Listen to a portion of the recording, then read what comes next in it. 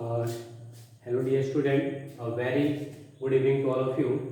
Previous हमारा जो topic था क्लास 12 के मैथ के रिगार्डिंग वो देखा था हमने मैट्राइसिस है ना। तो एक पहले हम चैप्टर स्टार्ट कर लेते हैं, दोनों साथ साथ चलते हैं।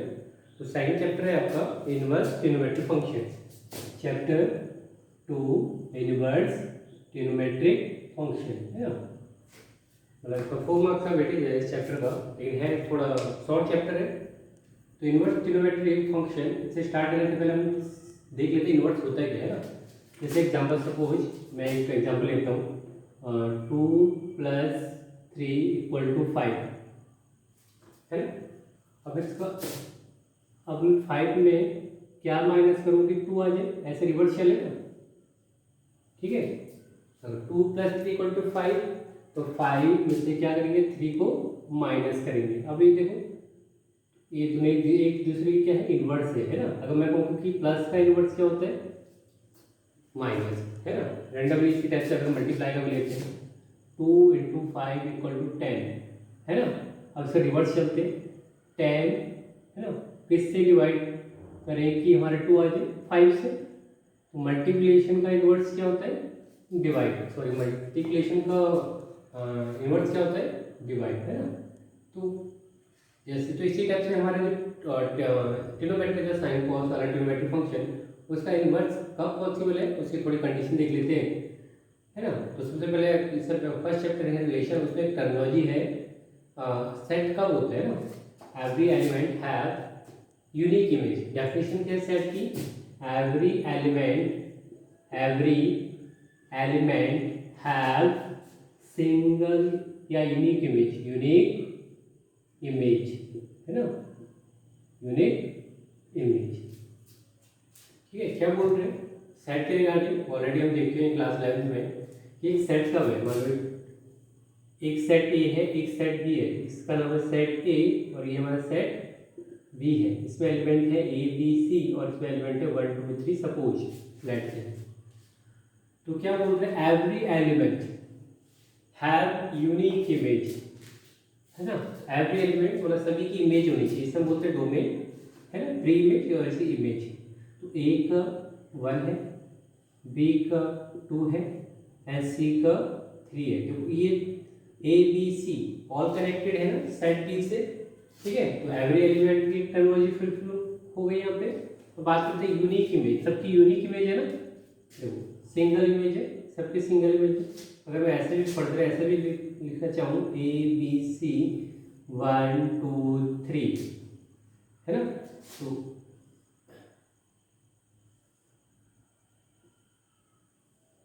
ये भी सेट है।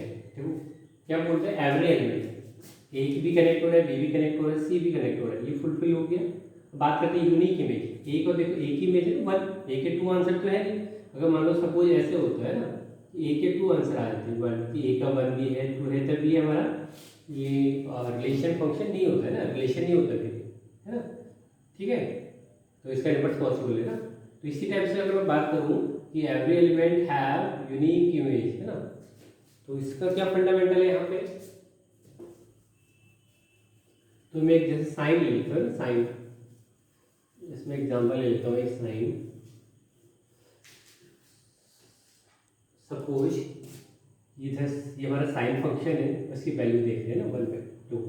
साइन 30 की वैल्यू क्या होती है 1/2। Is it clear. ठीक है, 150 की वैल्यू भी क्या होती है साइन 150 1/2। साइन 30 की क्या होती है 1/2। साइन 390 की वैल्यू भी क्या होती है 1/2। तो सबकी यूनिक इमेज है ना। ठीक है, अगर मैं इसका इन्वर्स लेना चाहूँ तो इसका इन्वर्स कैसे बनेगा 1/2 इस साइड है ना, 30 150 एंड 390।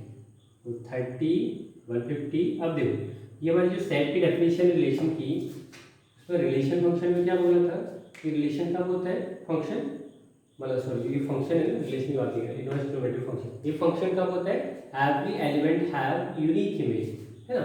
एवरी मतलब सिंगल ही यहाँ पे कनेक्ट हो रहा है। ठीक है, दिख रहा है।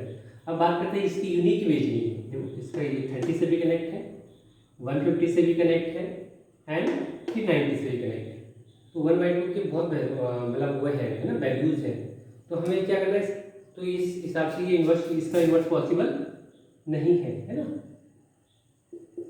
ठीक है। लेकिन चैप्टर का नाम तो इन्वर्स ट्रिग्नोमेट्री फंक्शन है, तो इसे इन्वर्स बनाने के लिए हम इसमें क्या करते हैं, थोड़ा एडजस्टमेंट करते हैं, उस एडजस्टमेंट को सीखते हैं। बड़ा इंपॉर्टेंट टेबल है, एक बार से अलग करना है आपने, ठीक है। अब देखो हमारा जो फंक्शन की डेफिनेशन है वो every element have unique image, लेकिन हम जब इसका इन्वर्स करते हैं, जो कोई साइन है, मैं इसका इन्वर्स कर रहा हूँ, साइन इन्वर्स एक्स फंक्शन, ये साइन एक्स का ग्राफ है ना, साइन एक्स का ग्राफ, ठीक है। अगर साइन इन्वर्स एक्स ले रहा हूँ, इसका है ना इन्वर्स ले रहा हूँ, तो ये 1/2 लेफ्ट हैंड साइड और ये वाला पोर्शन ये, तो 1/2 के बहुत सारी इमेजेस है ना, तो इसका इन्वर्स पॉसिबल नहीं है, मतलब फंक्शन की कंडीशन को फुलफिल नहीं कर रहे। तो हमें इसमें क्या करना है, थोड़ा सा रिस्ट्रिक्शन करना है ना, एडजस्टमेंट करने की, हमें बाउंड्री को क्या करें, मतलब सॉरी इन्वर्स की कंडीशन को क्या करें, फुलफिल करें, है ना, मतलब फंक्शन की डेफिनेशन को फुलफिल करें। तो उसके लिए हम क्या करते हैं, एक चार्ट बनाते हैं, बड़ा इंपॉर्टेंट है, उसके रिगार्डिंग आपको इस चैप्टर का सबसे मेन जो टर्मिनोलॉजी है उसी के रिगार्डिंग है ना। तो एक बनाते हैं इन्वर्स, ये टेबल आप लर्न भी कर लेना, बड़ा इंपॉर्टेंट है। Sign inverse x, cos inverse x, tan inverse x, ठीक है, एंड इसके बाद कॉट इन्वर्स एक्स, आइए ठीक है, cosec inverse x and sec inverse x, ठीक है। यहाँ मैं ले लेता हूँ डोमेन,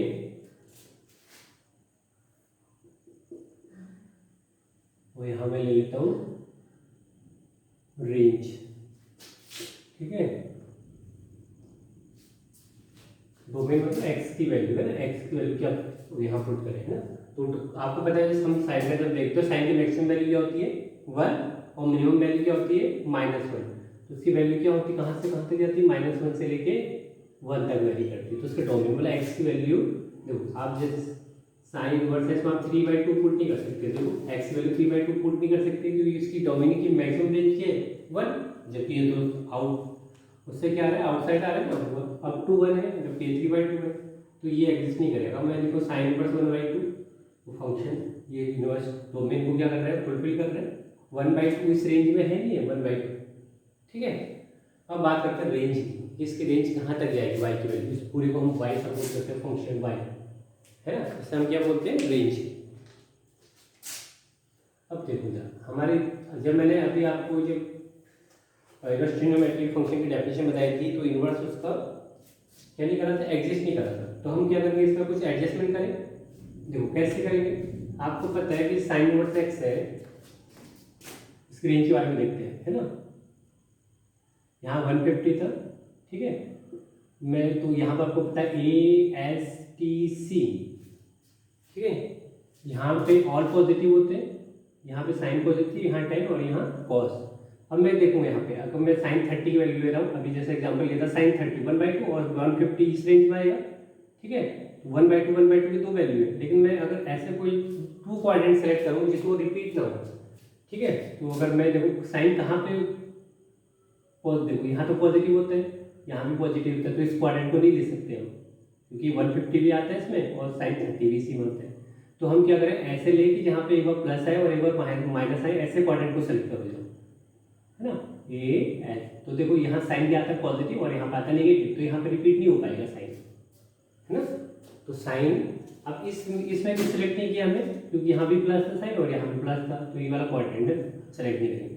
तो हमारा रेंज क्या हो गया, देखो ये होता है 0, ये होता है π/2 वाला 90 है, ये होता है पाई और ये होता है हमारा 270 है ना, 2π। अब बताओ जो इसमें अगर मैं करूँ तो ये हमारा जो इसे देखो ये π/2 है प्लस, तो वैसे बोल सकता हूँ -π/2 या 270 बोलो या -π/2 बोलो, है ना।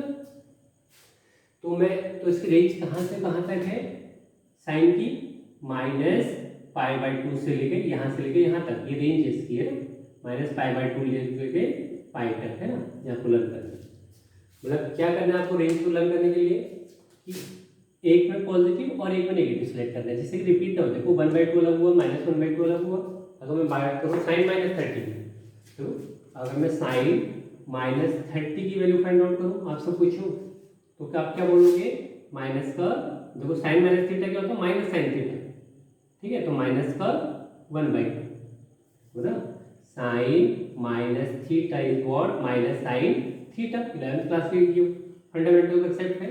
तो साइन माइनस 30 क्या होगा हमारा माइनस साइन 30, तो माइनस का 1/2 माइनस का 1/2 है ना। तो अब साइन 30 की देखेंगे तो इस वाले क्वाड्रेंट में तो क्या है प्लस का आएगा, अलग अलग वैल्यूज आ रही है बोला यूनिक इमेज आ रही है, अब कंडीशन फुलफिल हो रही है। तो यहाँ से क्या फंडामेंटल निकला आपका कि जो साइन का जो रेंज होता है वो -π/2 से लेके +π/2 होता है ना। ये आपको लर्न करना है isn't it? अब बात करते हैं कॉस की। कॉस भी बिल्कुल मिनिमम वैल्यू -1। देखो ये क्लोज इंटरवल है, क्लोज वाला तो -1 भी इंक्लूड है ना, एक्सक्लूड नहीं इंक्लूड है। ओपन इंटरवल में एक्सक्लूड -1 to 1। अब इसके रेंज की बात करते हैं, वही रेंज के लिए वही फंडामेंटल कहाँ पे नेगेटिव आता है ए एस टी सी। मैं इन दोनों को ले लूँ, ले सकता हूँ। देखो एक में पॉजिटिव आता है कॉस और सॉरी इसमें पॉजिटिव और इसमें नेगेटिव। अगर मैं इस वाले को लेता इस वाले क्वाड्रेंट को, इन दोनों को एडिशन क्वाड्रेंट, तो यहाँ पे प्लस आता है और यहाँ पे प्लस आता है तो सेम वैल्यू आ जाएगी है ना। तो मैंने कौन सा क्वाड्रेंट सेलेक्ट किया, फर्स्ट एंड थर्ड है ना। तो फर्स्ट एंड थर्ड ठीक है। अब इससे क्या बोलते हैं 0 और ऐसा बोलते हैं पाई। तो कहाँ से लेके कहाँ तक है उसकी रेंज 0 to पाई, 0 to पाई ठीक है। अब बात करते हैं tan की। तो tan की जो डोमेन है कुछ भी x वैल्यू कुछ भी पुट कर सकते हैं ना, x वैल्यू इनफिनिटी कुछ भी real number, r means real number है ना। फिर अब इसकी रेंज की बात करते हैं। अब एक बार ना मैं देखो अगर हम ग्राफ के थ्रू को समझेंगे तो काफी टाइम लग जाएगा tan वर्सेस x ग्राफ के थ्रू। अब ये देखो tan को अपन कैसे लिखते हो sin upon cos, sin upon cos। तो ये किसके प्रोपोर्शनल हुआ, tan किसके प्रोपोर्शनल है sin, मतलब tan का जो रेंज है वही होगा जो sin का होगा isn't it?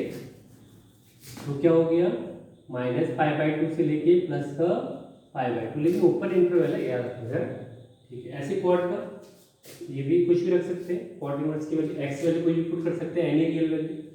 अब बात करते हैं क्वाड होता क्या है, क्वाड होता है cos upon sin, cos upon sin। तो किसके प्रोपोर्शनल है cos के, क्वाड किसके प्रोपोर्शनल है cos के, तो वही होगी रेंज जो कि क्या है किसकी है cos की। तो cos है 0 to पाई, लेकिन उसमें वो क्लोज इंटरवल है, यहाँ पे ओपन इंटरवल ठीक है। अब सेकंड देखते हैं कोसेक इनवर्स x। तो कोसेक इनवर्स x का जो डोमेन होगा x, देखो साइन इनवर्स x और कोसेक इनवर्स x है ना। तो देखो मैं अगर बात करूँ -1 से लेके +1, तो यहाँ तक तो हमारा क्या आ गया साइन का, तो बाकी जो रिमेनिंग है वो कौन कवर अप करेगा कोसेक इनवर्स x है ना। तो क्या लिखेंगे -∞ से लेके 1 तक और 1 से लेके इन्फिनिटी तक, तो -∞ से लेके 1 तक है ना, देन यूनियन वाला प्लस है ना? तो 1 to इन्फिनिटी ठीक है isn't it? ठीक है देखो ये -∞ से -1 बचा और ये 1 से इन्फिनिटी बचा ये। अब बात करते हैं इसके रेंज की ठीक है। तो cos इनवर्स का तो 1/sin, मतलब cos का वही जो sin का होगा, तो हो गया -π/2 से लेके प्लस का π/2 ठीक है। अब लेकिन इसमें दिक्कत क्या है, अगर जैसे मैं लिखूँ cosec को 1/sin, cosec को 1/sin, तो ये कहाँ पे वो नहीं है। अगर मैं sin 0 पुट कर दूँ, x वैल्यू 0 पुट कर दूँ तो 1/0 क्या हो जाएगा इन्फिनिटी, तो अनडिफाइंड हो जाएगा 1/0 अनडिफाइंड। तो इसमें x की वैल्यू आप 0 पुट नहीं कर सकते है ना, तो एक्सक्लूड 0, एक्सक्लूडिंग 0 ठीक है। मतलब 0 को एक्सक्लूड करना है, क्यों क्योंकि हम अनडिफाइंड हो रहा है अगर मैं x की वैल्यू 0 पुट करता हूँ ठीक है। अब बात करते हैं सेक इनवर्स x की। बिल्कुल सेक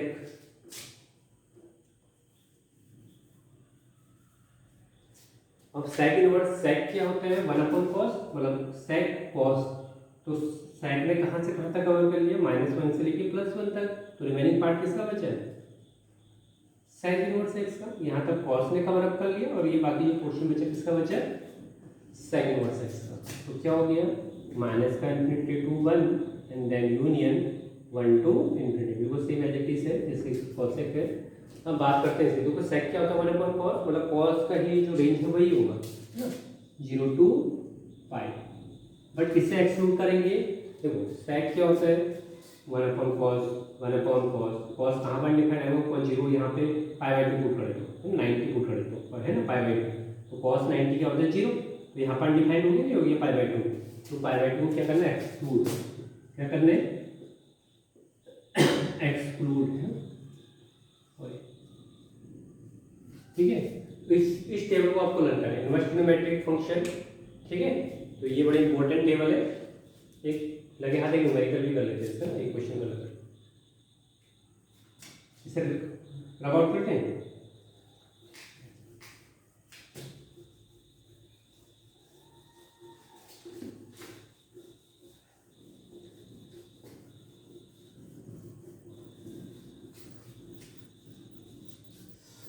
क्वेश्चन ले लेते हैं, साइन इनवर्स 1/2 इसकी वैल्यू फाइंड आउट। तो मैं देखो जब साइन इनवर्स 1/2 को मिल सकता हूँ, साइन में किसकी वैल्यू होती है 1/2, साइन π/6 30। देखो ये ना हमेशा कोशिश कर रहा हूँ रेडियन फॉर्म लिखने की, है ना, जो स्टैंडर्ड है, जैसे 0 तो 0 होता है, 30 को लिखते हैं π/6, है ना, और 45 को क्या लिखेंगे π/4, ठीक है, 60 को क्या लिखेंगे π/3, है ना, 90 को क्या लिखेंगे π/2। बस इतने लर्न करने आपको, स्टैंडर्ड होते हैं एकदम पता होना चाहिए। तो साइन इनवर्स से साइन क्या हो गया, देखो ये इनवर्स है ये साइन है, तो ये कैंसिल आउट होगा, वैसे करना नहीं है क्योंकि फंक्शन है। तो हमारा आंसर क्या आ गया π/6। अब जो भी आपका आंसर आता है तो आपको एक बार चेक करना था, वो चेक करना है कि वो उसके रेंज में आ रहा है नहीं आ रहा है। हमारा रेंज क्या था, एग्जिस्ट कर रहा है ना, -π/2 से लेके +π/2, इसी के बीच में तो आता है, मतलब -90 से लेके +90, और ये कितना आ रहा है 30, तो इन्हीं के बीच में तो आ रहा है, बिलोंग्स कर रहा है, इसका मतलब हमारा आंसर करेक्ट है, ठीक है।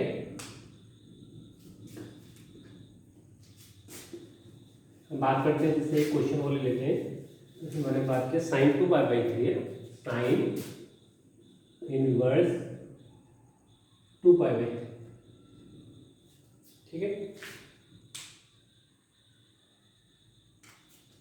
साइन 2π/3 था तभी तो,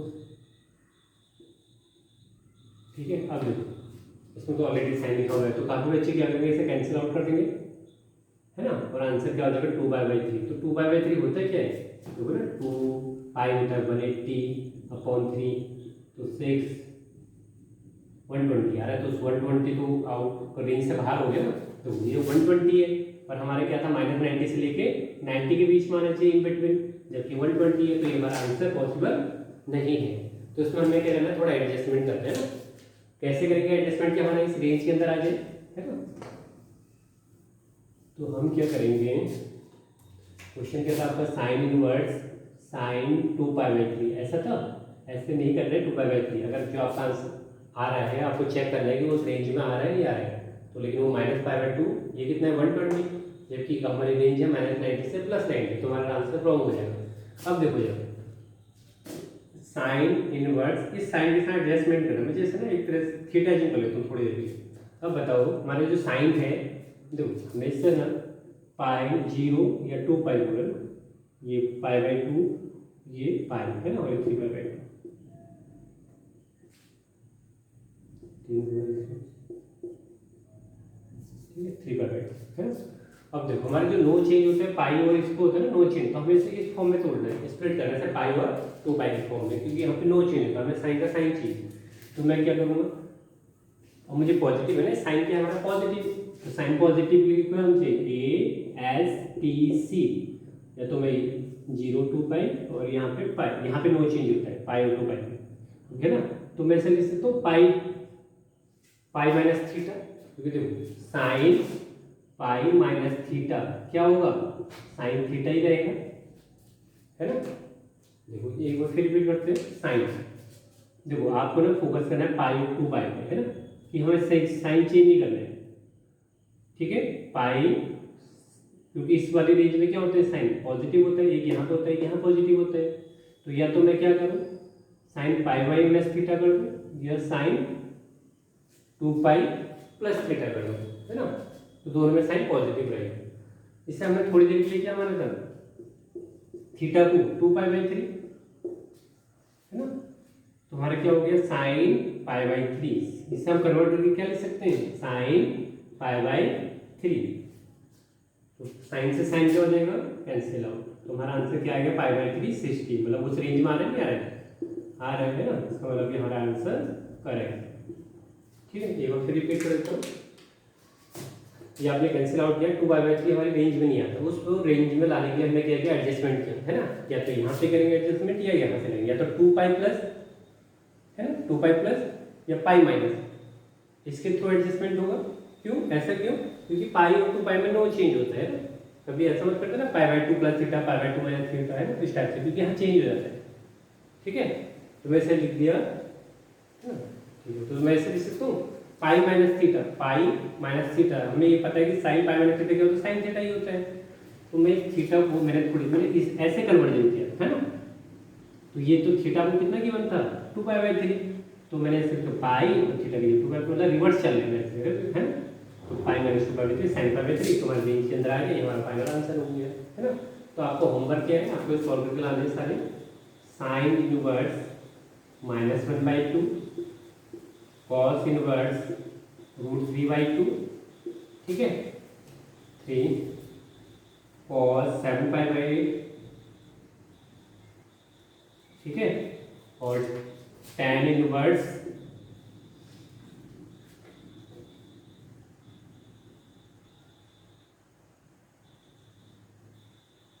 थ्री पाई बाई फोर, 4π/3 है ना, 4π/3,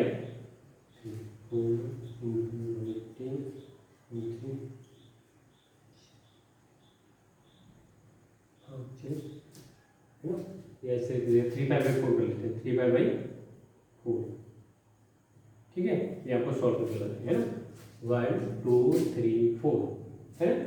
जो भी आंसर आएगा देखना है वो उस रेंज के अंदर आ रहा नहीं आ रहा जो हमने टेबल बनाया था। ठीक है, isn't it, okay, thank you so much. ठीक है, कल का हमारा वर्क क्या होगा, इसी के रिगार्डिंग क्वेश्चन करेंगे। Okay, thank you so much.